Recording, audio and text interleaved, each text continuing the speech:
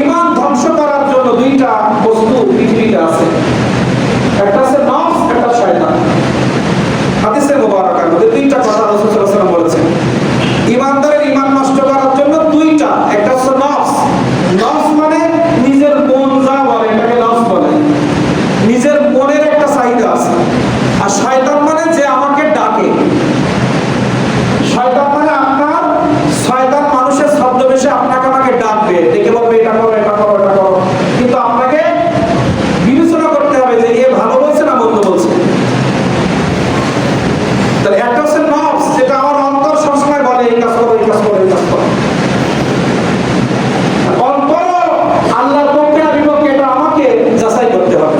আমার মন এখন যেটা বলছে এই বলাটাকে আল্লাহ সাপোর্ট করে না এটা শয়তানের কথা। আবার শয়তান যখন ডাকবে ওটাও আমাকে বিবেচনা করতে হবে যে ও যেটা ডাকছে ওটা যা বলছে এটা কি আল্লাহর কথা না ওর কথা। যদি কেউ নিজে বানিয়ে বানিয়ে কিছু করে এটা বলবে শয়তানের কুমন্ত্রণায় পড়ে এটা সে আবিষ্কার করেছে।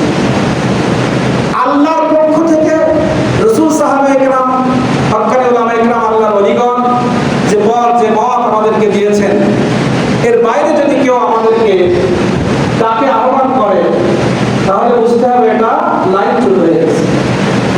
রাসূল সাহাবী আমাদের হচ্ছে সবথেকে বড় আদর্শের মাপকাঠি। এগুলো তৈরি করা, যেমন আপনার যে বাড়ির জমির দলিল, আপনি বাবার সূত্রে হোক ব্যবসা করে চাকরি করে অনেক কষ্ট করে 5 কাঠা জায়গা কিনেছেন, এই জায়গাটা সুন্দর রাখার জন্য মিটিশন করা, খাজনা দেওয়া, এটা কাউকে বলা লাগে না। ওই বাড়িটা বাউন্ডারি দেওয়া, ওই বাড়িতে গাছ লাগায় দখল করা, এটা আমাকে কেউ শিখায় দেয় না। কারণ ওই জমিটা রক্ষণাবেক্ষণ করার চিন্তা আমার অন্তরে তৈরি হয়েছে, আর রক্ষণাবেক্ষণ করার আনুষঙ্গিক কাজগুলো আমার যখন চিন্তা করেছে আমার মেমোরি আমাকে বলে দিয়েছে এটা করে, গাছ লাগাও, বেড়া দাও, খাজনা দাও, হ্যাঁ মিটিশন করো, তাহলে তোমার থেকে যাবে।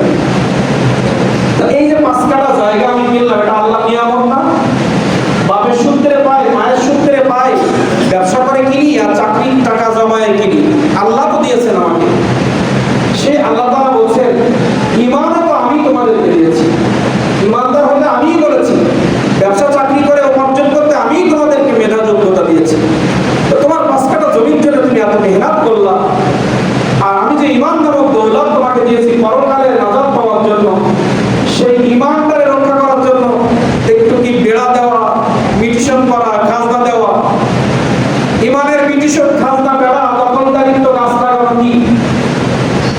ঈমানটা রক্ষা করার, বাড়িটা রক্ষা করার জন্য যেমন আমাকে চিন্তা করতে হয়, ঈমানটাও রক্ষা করার জন্য আমাকে চিন্তা করতে হবে।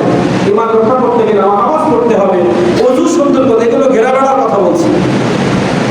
ঈমানটা ধরে রাখার জন্য আমার ওযু সুন্দর, গোসল সুন্দর, নামাজ সুন্দর, কথাবার্তা সুন্দর, লেনদেন, মুআমালাত, মুআশারাত, আখলাক, আমার চরিত্রকে সুন্দর করতে হবে, আমার জবানটাকে কন্ট্রোল করতে হবে, আমার লজ্জাস্থানটাকে হেফাজত করতে হবে, আমার শ্রদ্ধটাকে হেফাজত করতে হবে, আমার কর্মটাকে হেফাজত করতে হবে, আমার চাকরিটাকে আমাকে হেফাজত করতে হবে, আমার ব্যবসা প্রতিষ্ঠান যেখানে আমি ব্যবসা করছি এই ব্যবসাটা হালালভাবে হয় এই জন্য আমাকে মেহনত করতে হবে। এই সব কিছু সুন্দর করা ঈমানের পরিচর্যা। বাড়ি হেফাজতের জন্য, জমি হেফাজতের জন্য একজন মানুষ, এখানে আমরা যারা ব্যবসায়ী আছে অনেক সময় মা অর্ডার দিয়ে, আমাকে এখানে ভালো বড় ব্যবসায়ী নাই, খুলনার দিকে, ঢাকার দিকে যারা বড় বড় ব্যবসায়ী তারা লঞ্চে করে বাইরে থেকে গাড়ি নিয়ে আসতেছে, কেউ বাস নিয়ে আসতেছে, কেউ মোটরসাইকেল নিয়ে আসতেছে, কেউ প্রাইভেট, কেউ মাইক্রো, এগুলো নিয়ে আসে না। বড় বড় কোম্পানিরা জাহাজে করে 1 মাস 2 মাস লাগে আসে, বিভিন্ন জায়গা থেকে আসে। তো ওখানে ইঞ্জিনিয়ার নিয়োগ দেওয়া থাকে, ওই জাহাজের ভিতরে অনেকগুলো 50-100 রুম করা আছে, পিওনের থাকবে, ইঞ্জিনিয়ার যারা স্টাফ তারা থাকবে, এসি রুম।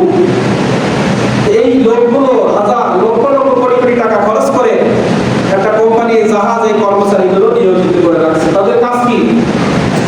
আমার পণ্যটা যেন তুরস্ক থেকে, ইরান থেকে, আমেরিকা থেকে বাংলাদেশে আমার শহর পর্যন্ত ঠিকঠাক মতো পৌঁছায়। কারণ আমার অনেক ইনভেস্ট করা, লক্ষ লক্ষ কোটি কোটি টাকা আমাকে সেখানে ইনভেস্ট করতে হয়েছে এই মালগুলো আনার জন্য। তো এই কোটি কোটি টাকা আপনাকে আমাকে কে দিয়েছে? আল্লাহ তাআলা দিয়েছে। তাহলে এই টাকা আমার অনেক কষ্টের উপার্জিত